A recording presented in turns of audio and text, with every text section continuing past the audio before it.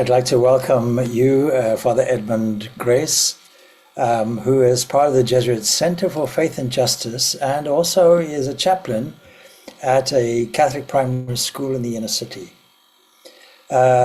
Just to introduce you, Father Edmond is one of the research fellows at the Jesuit Center for Faith and Justice.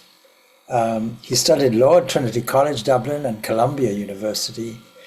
And he's the author of Democracy and Public Happiness, and formerly a secretary for ecology in the Jesuit European Social Center. Edmond, you have worked in the Dublin inner city parish of Gardner Street, and you are a founder member of the Dublin citywide drugs crisis campaign.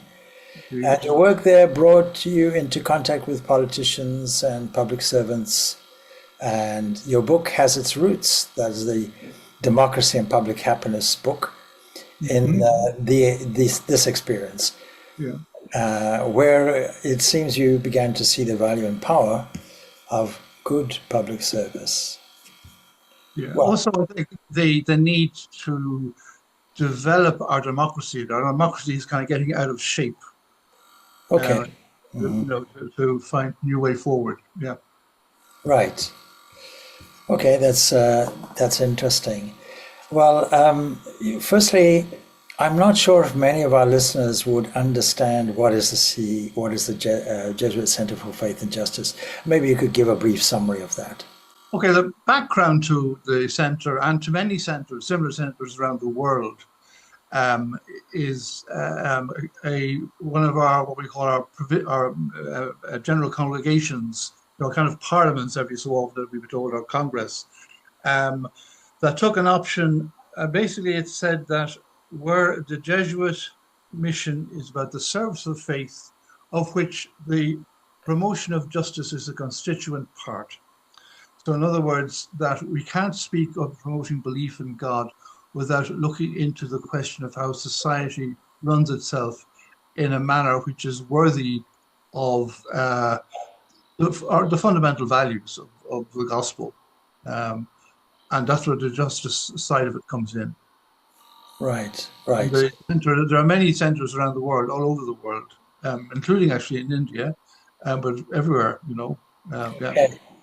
Now, for many people who don't know, to my surprise in a Catholic country, who Jesuits are, maybe you could tell us a little bit about that as well. The Jesuits were the biggest religious order in the Catholic Church. That means that people who live in community, live celibate lives, and the sharing of property. Our background is we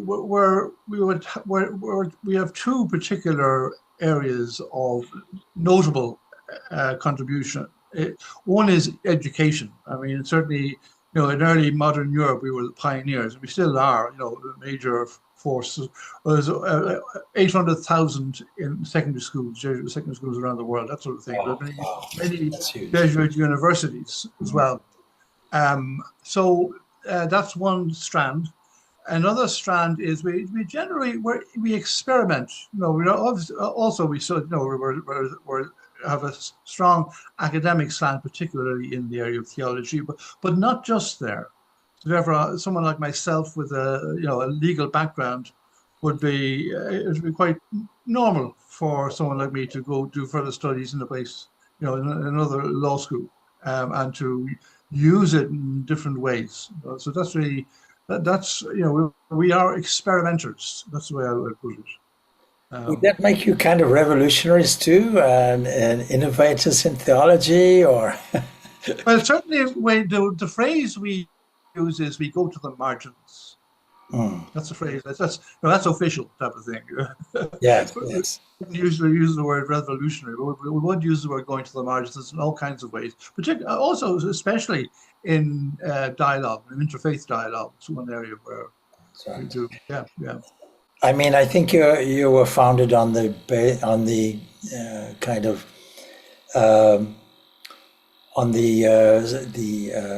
what was the council? The Council of Trent, wasn't it? Yes. Yeah. We were the Counter-Reformation. Yeah.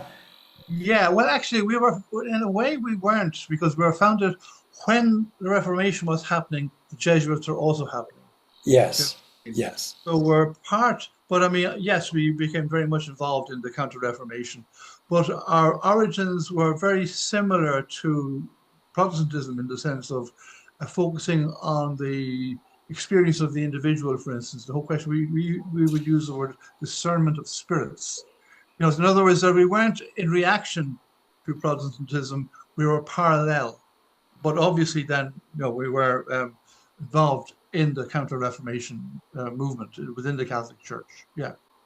Well, that brings me then to the subject of discernment, because there is such a thing as Ignatian spirituality, and that's a whole detailed subject. So I don't know if you're able to summarize what a kind of overview of what is the Ignatian spirituality as opposed to maybe some other kind of spirituality. Okay, I think the best way is to go down to the very origins of it in the life of Ignatius himself.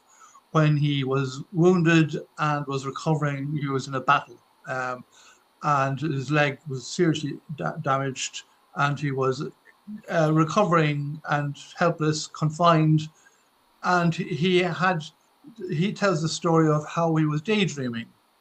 And one daydream was about this very august lady, a princess, or you know, that type, very exalted lady in the Spanish court, and how we would, you know, these images of chivalry and serving her and so on and so forth. And then the other images he had was of living like Francis of Assisi and Saint Dominic. And he noticed after each different, he was in different moods after each of these daydreams. One was he felt dry and arid. With the one about the exalted lady and the court and the power thing, he felt dry and arid and unhappy.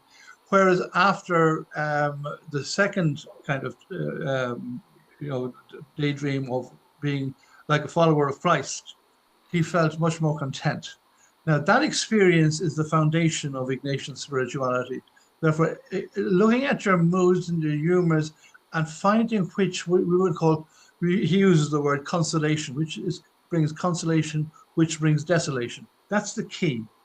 And then there's the whole, you know, there are the spiritual exercises of Ignatius, which are, you know, are central to our being, really. You know, we all do them. We're all practiced in them.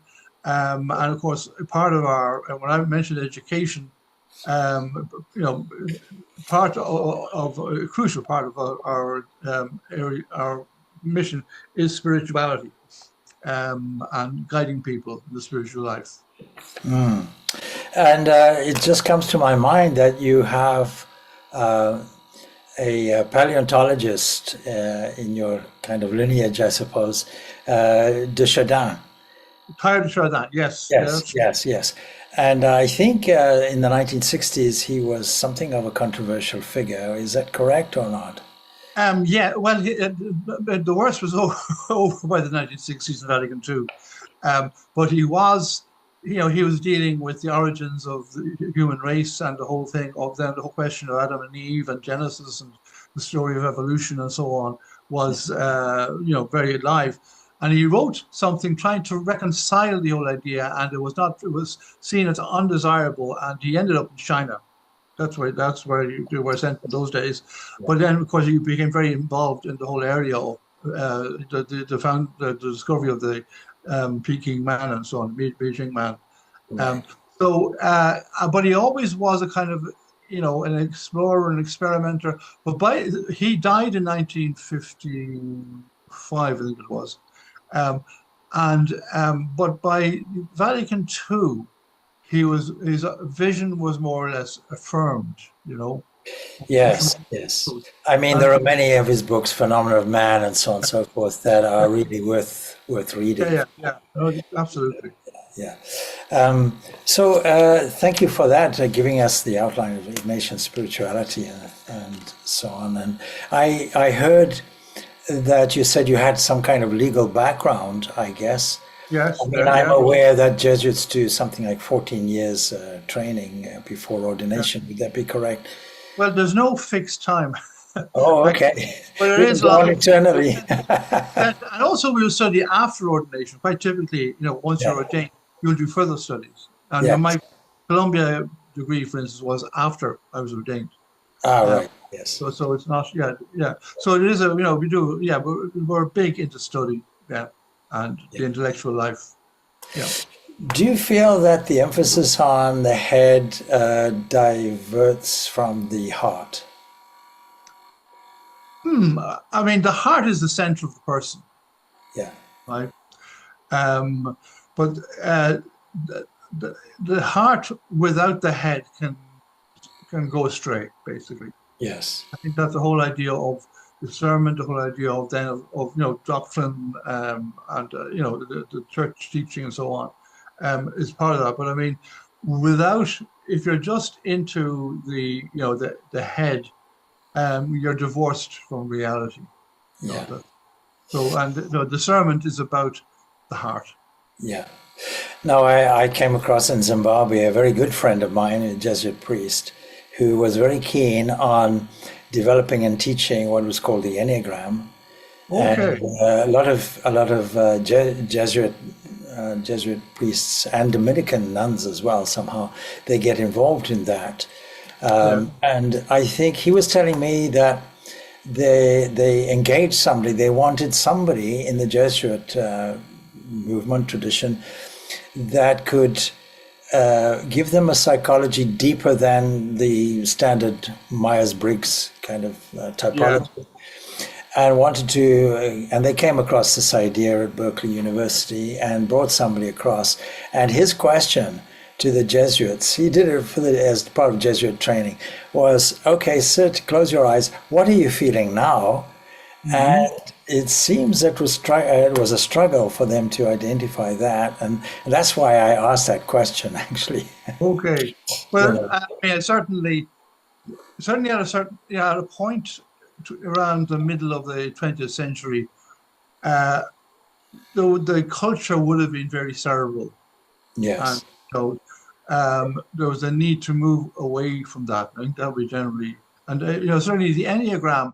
Yeah, well, I mean, it would be a big, and I haven't actually been giving it the Enneagram either, but I would see it as valuable too, yes. and a valuable tool for exploring the shadow side of your personality.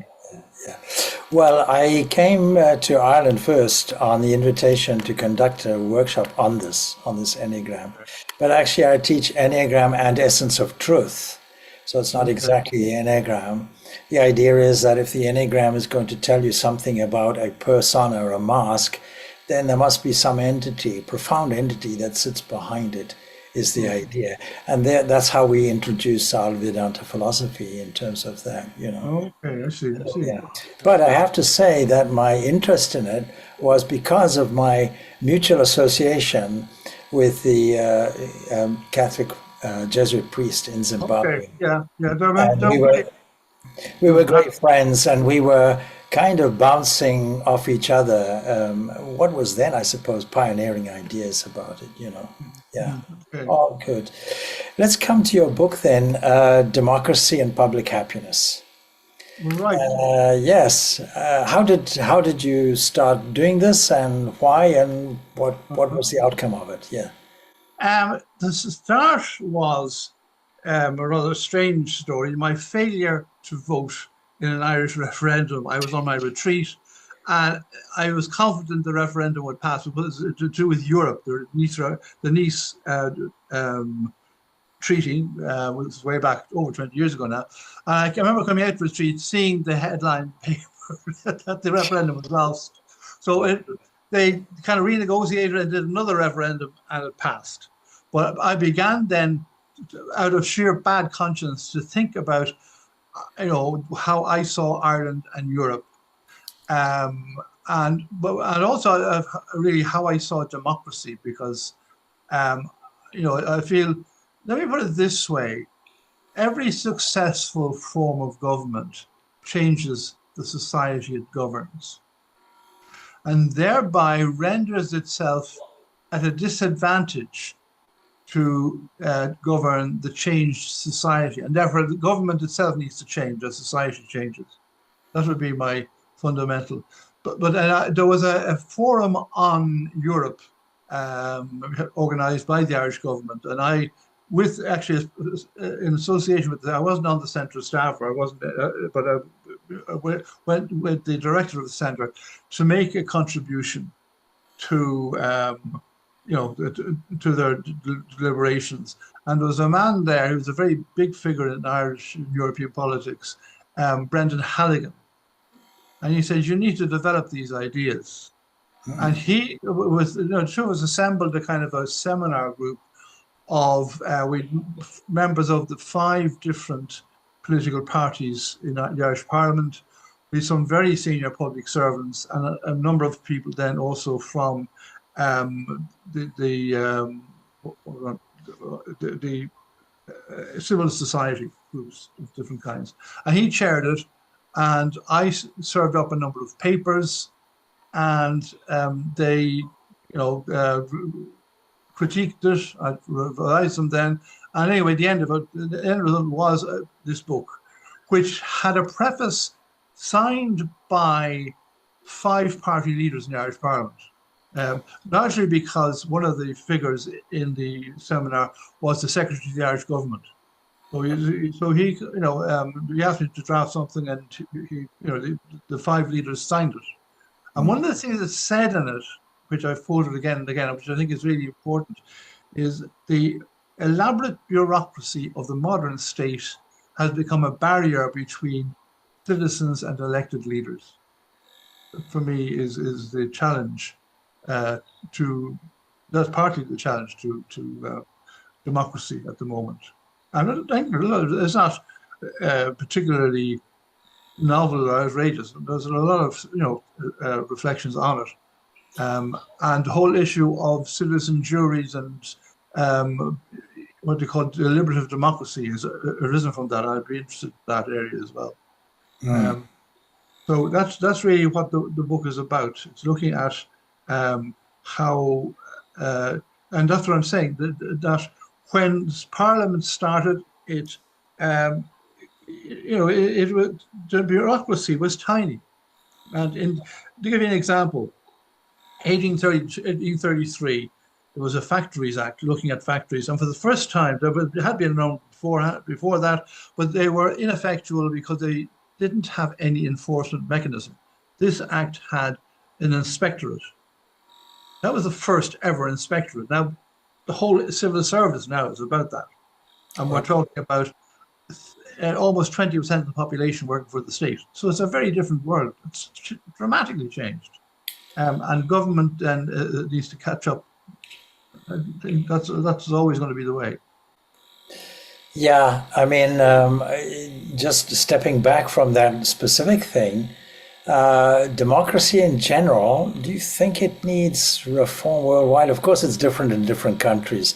I mean, here there's proportional representation, for example, which is a very different way of handling things than first past the post or some other system, Yeah. And it strikes me that, for example, in America, which is supposed to be the stalwart of democracy, that you have to be extremely wealthy to to be in power. What do you think? Yeah. Well, yes. I mean, and that's one of the things. And it's not just in America. I think you need funds in order to campaign. And if you go back to ancient Athens, where it all began, this issue was a very live one. And they didn't have elections for most offices. You were chosen by lottery. And then you had this council that was, in its own way, chosen by, it was slightly modified, but it was greater focus on people's ability. But you had this council who then interviewed you and passed you, right? But you started off being selected by lottery. There was a number of exceptions, but there's about 700 jobs altogether. 100 were by election.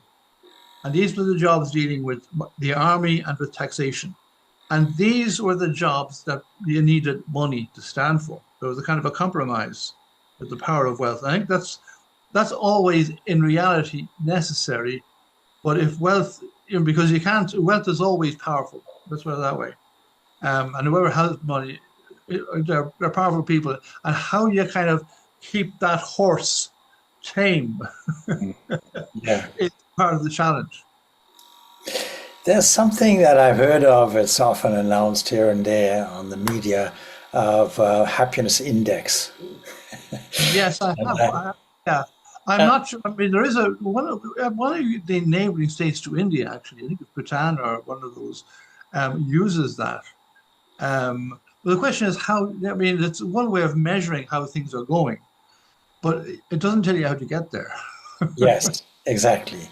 And of course, I think, as far as I'm concerned, as far as we are concerned in the Vedanta tradition, happiness is equivalent to freedom, and freedom is our goal. And I suppose that's behind every political movement, or in fact, every movement anybody makes at the end of the day. Well, I mean, the name of my book is Democracy and Public Happiness. Yes. That phrase comes from the American Revolution. Ah, And the public happiness was when people get up and are seen and are recognized, they're happy. People like to be noticed, basically. yes, yes. There's a comment by John Adams, the second American president, who says, "To be unnoticed and to know it is intolerable." It's a very strong statement.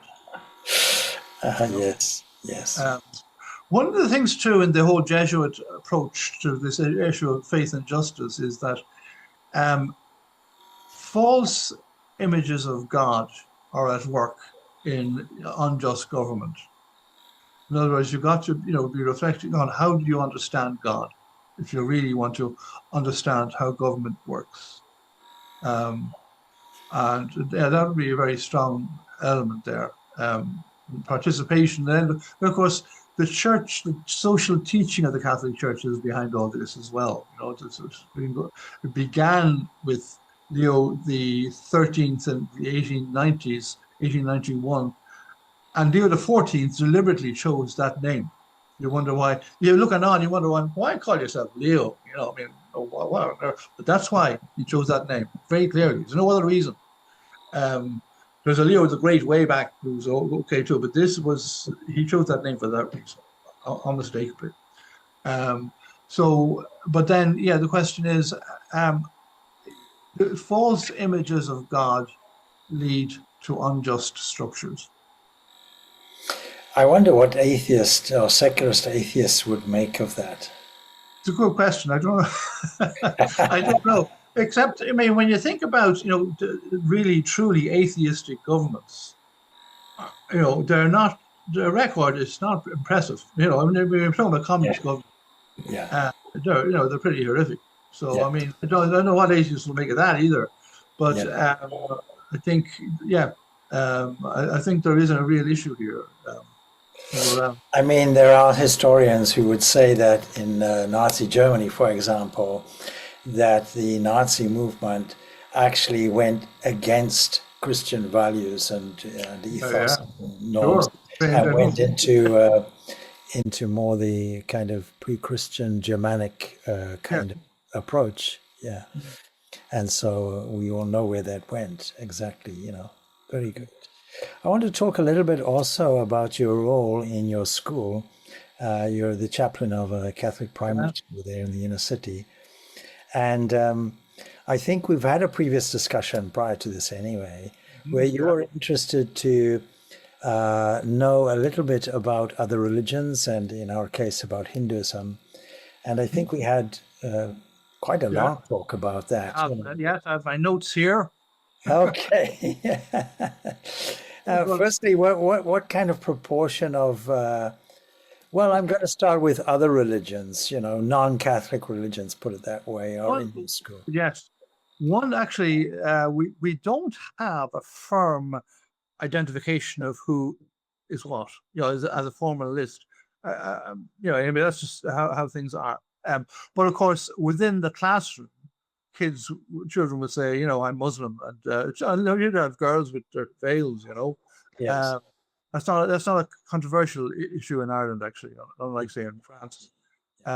But I mean, you would have, again, I'm thinking of one young chap who is family bereavement, and he's Buddhist, and he went up for his father's anniversary to a Buddhist monastery up in the west of Ireland, County Leitrim. Yeah.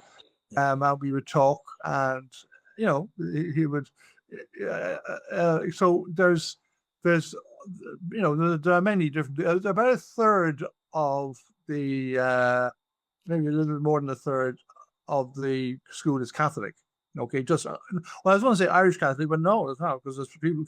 There are Africans and Indians as well. So it would be Catholic. But that, and therefore the second biggest group then would be the various denominations of Pentecostalist, and then there would be sizable, and because the Pentecostal would be different varieties of groups, but the Muslim group would be much more kind of clear. They're very definitely a presence. There'll be a few Hindus. There won't be that many Hindus, but there would be there. And in fact, the only big religion that isn't there is Judaism, funnily enough. Right. So there is all this, and it's a Catholic school, and we kind of present the Catholic vision of things. But we want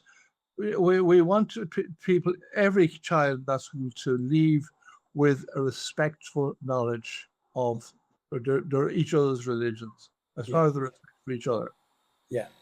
And I mean, is this multicultural dimension, is this a fairly recent shift, or is it a shift at all, or? What shift? Yeah. I mean, like, since I remember in the year 2000, being very impressed in hearing that the school had 10 nationalities. Now it has 40. Right. Yeah. So, you're from Mongolia to Brazil to Nigeria. So it's the UN. It's also a poor part of Dublin. I mean, I think there are other schools in Ireland that would have a similar mix, but that's combined with it's a very poor area. Right. Or people struggle. Yes.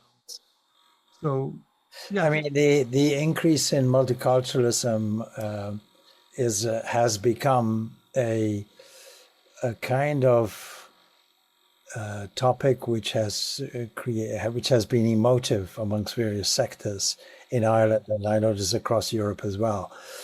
And is there any panacea for calming those waters and educating people better, or accepting people more, or well, I mean, the only panacea is to get out there and meet, and talk and be influenced. Yes. I mean, when in our forum, we're both a member of the Dublin City Interfaith Forum. Yeah. Before you continue, I should just mention for the record that we know each other from the Dublin City Interfaith Forum, which we're both members. Yeah.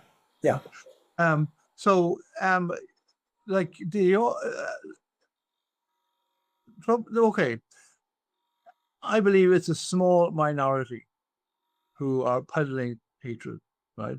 But that has, a very disturbing effect. That's one. Secondly, I'm aware, in this part of the city, Irish people who are, grown up in Dublin, and they're kind of, I suppose, are angry, really, because their whole world has been turned upside down. It's just reality, and it has, And nobody likes change. Yeah. Nobody likes change. And when you get talking with them, I know one woman who she was angry, and part of her anger, I'm going to have to investigate to see what the reality is and what the truth is that a member of her family is looking for a house, and she sees these people getting in ahead of the list before her. That would make anyone angry, So you have to figure out. Well, when I talk to her, she would say, "It's great to get the anger off your chest," She tries to say things like they should all go back home, But once you get talking, you kind of give people a chance to move, But if you don't, and if you just tell them that they're racists and bigots and so on and so forth, well, you're putting them into a corner where that's what will happen, Yeah. And you have to listen to people, and I know some people who kind of get quite uppity about this and say, well, you shouldn't encourage these people. Well, it's very easy to say, What you need to do is to respect people. I mean, that coming back to the thing, if you're ignored, it's intolerable. Yes. And they know the world is changing. They wouldn't say, look, it's not about racism. It's about, how we cope with things. Yes. Yes. So Yeah. common. Yeah. But Yeah. Yeah. but let's say the kids are there, and they're kids. They mess around. They're in the schoolyard. They don't sort of. You see, I often think of developments in Southern Africa, for example, in South Africa, the apartheid regime there. And after that, the appellation of Rainbow Nation, and that kicked in. And kids don't know, you see. So at school, there are kids of all kinds of backgrounds and colors and what have you. Yeah. They really don't care, Yes. So the new generation that grows up like this would have a completely different view of things. Yeah, I mean, that would be my sense of being involved, and also, I mean, okay, I'm not there every day. I go in, kind of on a regular basis. The teachers around, that they have a whole watch out for racist behavior, which happens, but it's much less than it was actually. But they're conscious of that, and they act against it. Yeah, yeah. And most of the kids then are just they're friends. Yeah, yeah. Now, I don't know if I mentioned before, but in the preamble to our talk, I certainly mentioned Anthony de Mello, who was very keen to do retreats which covered things, spiritual practices, more or less outside Christianity and within Christianity, both. And for that reason, I think he was a bit more, let's say, incorporative and broad-minded than many others. And I think that at the end of the day, his books were denied an imprimatur and the official approval. And his comment was, "I'm not doing it for you. I'm doing it for everybody." That was the kind of thing. I guess I'm catching a little of the spirit of the going to the wire that you mentioned among the Jesuits, that kind of thing, but hugely valuable. But then you see there are other revolutionaries. I mean, we mentioned Robert de Nobili, the 17th century Jesuit, who really was there from a conversion point of view. He was really there. That's why he adopted Indian dress and learned Sanskrit and all the rest of it. But there are other progressives, really. We mentioned Bede Griffiths. We mentioned Henri Le Sceau, who became Swami Abhishektananda, and so on. They took these monastic names, and in some way was a little controversial because there were some sannyasins, Orthodox sannyasins, that wrote to Bede Griffiths, a nicer man you couldn't wish to meet, by the way, and said, what right, who gave you this ordination into sannyas? Sannyas is our ordination into renunciation, you see. And because we rely on a lineage, Yes. I have a teacher, the teacher has a teacher, and so it goes on. Something like apostolic succession in a way. Yeah.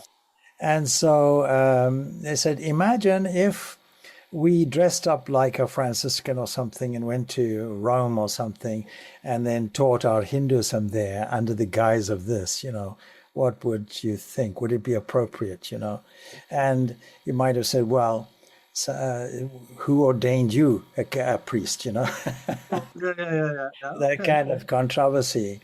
But having said that, the important thing is that people like him set up a genuine, not only dialogue, but saw similarities and underscored those similarities. And I mean, when we discussed previously, we were mentioning this Nostra Aetate from Second Vatican Council that said anything good and holy, we accept, and so on, all those kinds of things. And the general human, if you call it, faith and justice toward other people of other religions, whether we agree or disagree, but just the approach, the just common manners at its least and love at its best. So, do you see any of these similarities that Bede Griffith saw, that Lesseau saw in from our discussion that we had between Christian? I'll come back to Tony de Mello. Yes. Tony de Mello had an enormous influence on a whole generation of Irish Jesuits. You were talking about the whole thing of the head and the heart. Yes. And the generation were brought up very much on the head thing. Yeah. And he liberated that generation, many in that generation. Yes. He's a huge figure, I would say, in the development of Jesuits in Ireland. In our kind of. And by the way, if I may say, I see that kind of liberalism in Pope Francis, who, in case people didn't know, was a Jesuit. Yeah. And I mean, like, if you go back to people like de Nobili, but also Ricci in China, I mean, we were the first Europeans to regard other civilizations as civilized. That's where. And other religions as worthy of. We got into trouble in China in particular for looking for dialogue and mutual understanding with Confucianism and so on. So this is really, we are proud of this heritage. It's really this is part of us. And another the whole area of Zen and Christianity is a similar story. Yes. We have many Jesuits who are involved with dialogue with the Zen movement. So that is just part of who we are, and and any kind of to be totally out of order for any Jesuit to kind of be opposed to that movement. You might, you can take up issues on particular matters and so on, but as a general axiom that we seek dialogue.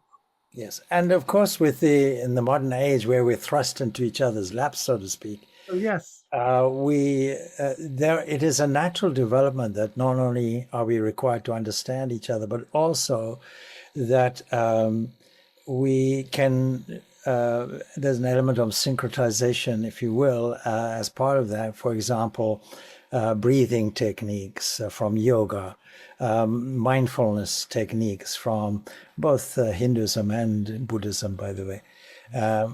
Things like that, where we find a crossover. And I think there was also, and I think it was Lesseau, who saw that the Sat-Chit-Ananda, as we call it, existence, consciousness, and bliss, he would see as very much the kind of deeper level of the Christian Trinity, that kind of thing, Now, when we get into theology, of course, it gets muddled and difficult, but I studied theology, the Trinity in particular. It was a codex by a Canadian Jesuit called Frederick Crowe. And at the very end of it, he spoke of how, we talk about three persons in one God, but there may be others, was his comment. I've been living with that ever since. Come on, okay. But I mean, for instance, the whole thing of God as mother. I mean, Pope John Paul II spoke of God as mother. Yes. I think, this will, the question is, for me as a Christian, I do have an understanding of why God is revealed as Father and doesn't exclude God as Mother. Yes. Yes. But there's a whole. But I mean, I think this is the encounter of religions begins the movement into mystery, really, understanding more profoundly the mystery. That is one thing we can go for. Yes. I mean, our take on the motherhood of God is more emphasized in our neo-Hindu movement. Now, it was always there, and it will always be there, but it's emphasized in this day and age because Swami Vivekananda said, and he was echoing what his teacher was saying around Krishna, there's no higher love than a mother's love. And so there's no higher love, more profound love, deeper love than a mother's love. The example, a child runs into the road, a father may hesitate, a mother would immediately go into the lion's mouth if necessary to rescue the child. And then, of course, when we take that and say, okay, can we expand it beyond genetic love to universal love, please? And there we're all on the same page, I feel. All religions are on the same page. I don't know if there's if we have time for anything additional, but you were about to say something, and I want to give you the opportunity to. No, I had nothing particular. I suppose it's just to reassert that we can't stop reflecting and seeking. And if we're seeking, we seek mutual. One of the things I do when I do go into the classroom, I invite all the children to be silent together. Yes. So that I consciously would say to them, all our different ways of approaching God is in this silence. Yes. And it never fails to work. I mean, the atmosphere is just like switching on a bulb, you know? Yes. Kids just, and even quite young children, can enter into the silence, and they love it. Yes. They can't hold very long, but they're children. But I mean, they sample it and they like it, you know. And what I would say to them is, this is where we encounter the reality of God, of the divinity. Yes, I always remember being invited to a particular festival, Hindu festival, mainly for children. And there was an image in front and so on with decorations and what have you. And somebody came to me, one of the adults, and said, can you do a little guided meditation for these? And I'm talking about children ranging from probably about 4 years old to about maybe 10 or 11. Right. And I said, yes, I never say no. So I got them to say, okay, look in front, what do you see? Okay, now after a while, now close your eyes. All right. Now imagine that, and guiding them from there. And now you see centering it in the heart and all the rest of it.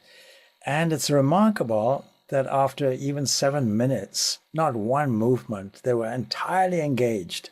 Yeah, right. So I think it's entirely possible to get children to understand the value and profundity of silence. Yeah.